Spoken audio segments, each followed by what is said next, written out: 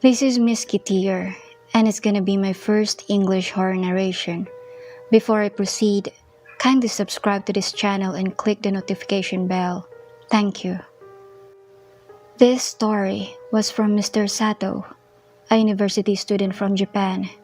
From here on out, you will hear the story from his point of view. Be ready. Be prepared. There's nothing scarier than a real-life event. I'm sure you're very familiar with the abandoned house nearby. He started. Taka and I nodded. We knew what house Haru was talking about. It wasn't a forbidden place to go, but no one from our village ever seemed to set foot in that house. Based on the rumor, which had circulated in our hometown, an old man strangled his own daughter to death, and he tied her up from a room ceiling to make it look like she committed suicide. However, he failed to mislead the investigators because it was a messy ploy, and there was not a scrap of evidence in his favor. But before justice could be served, the old man cut his own neck with a kitchen knife in the same room he had killed his own daughter. After that, people stayed far away from his house. The grasses and trees grew taller, which kept the place out of the public eye. In Japan, a house's history could determine whether it was a good place to live or not. We never liked to live somewhere with a dark past like the old man's house.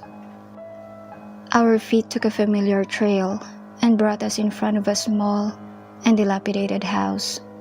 It had been neglected for years.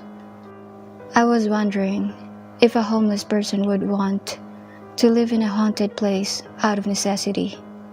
In spite of the bright summer day, the house was surrounded by some dark and gloomy atmosphere.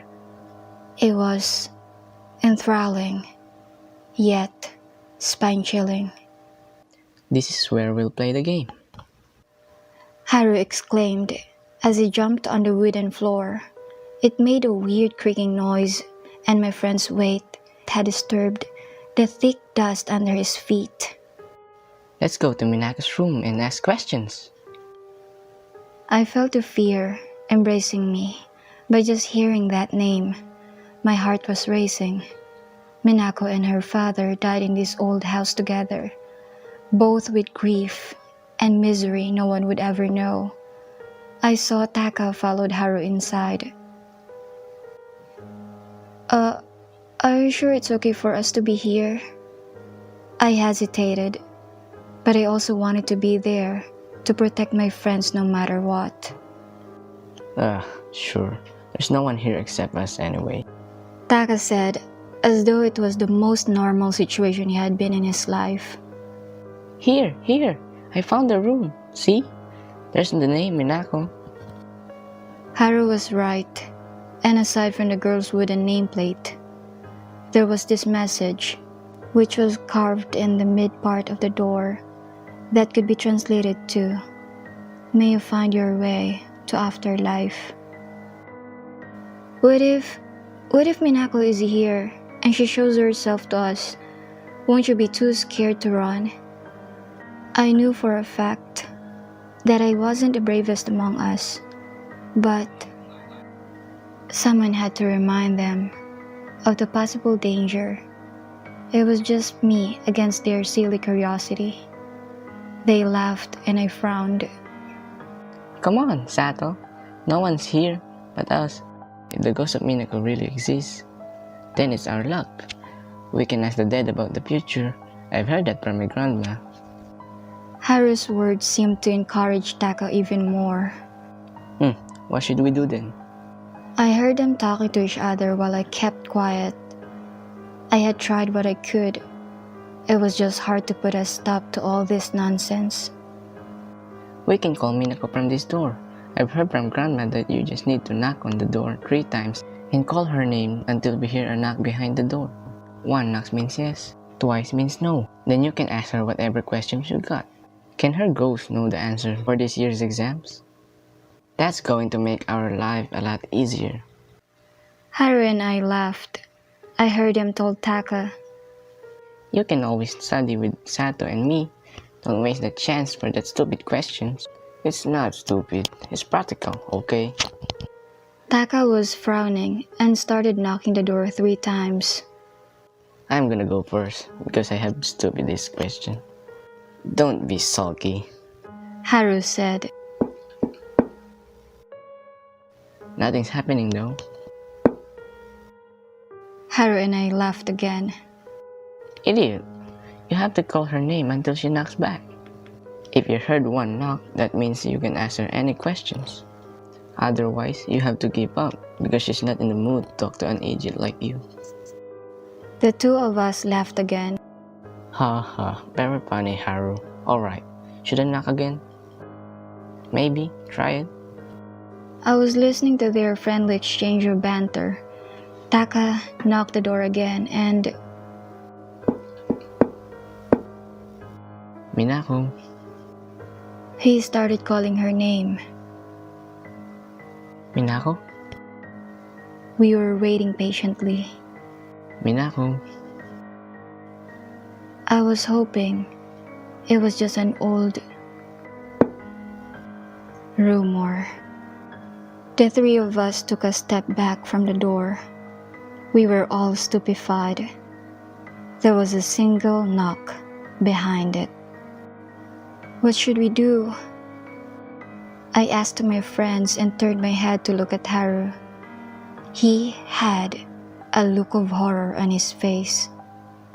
I knew then that he wasn't sure of what we were playing. He wasn't expecting this kind of situation to happen.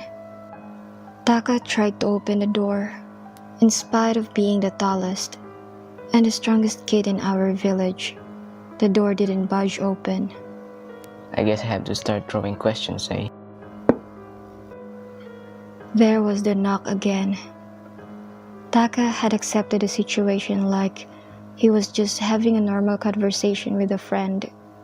Stop it, Taka. We don't know what you can do. I warned him. I wanted to drag the 2 of them and get out of that scary place. Come on, Sato. Don't be scaredy cat. Taka was crazy, I thought. Haru, how many questions can I ask her? I guess until she knocked twice. Alright. He faced the door again. You see, my friend Sato is scared of you. Are you a good ghost? She's good. Are you still afraid of him, Sato? Of course I am, I blurted out. Who wouldn't be scared of something supernatural? Even Haru beside me, who was supposed to be brave and confident, was holding his right arm in fear. Suddenly, there was a continuous knock behind Minako's room.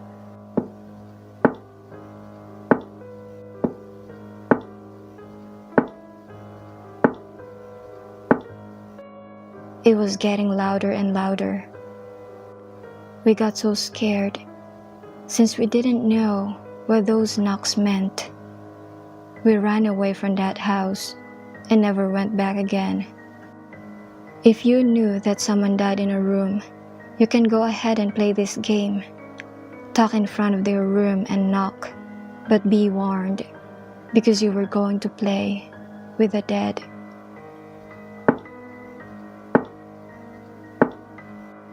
Hello, this is MiskyTear again. What do you think of Mr. Sato's ghost encounter? Would you like to try this one too? Let us know in the comments below. A big thanks to Choi-sen One for joining me in my very first English horror narration. We'd like to give a shout out to his friends. Hello, Monica. And Martin. Until then, see you and keep safe.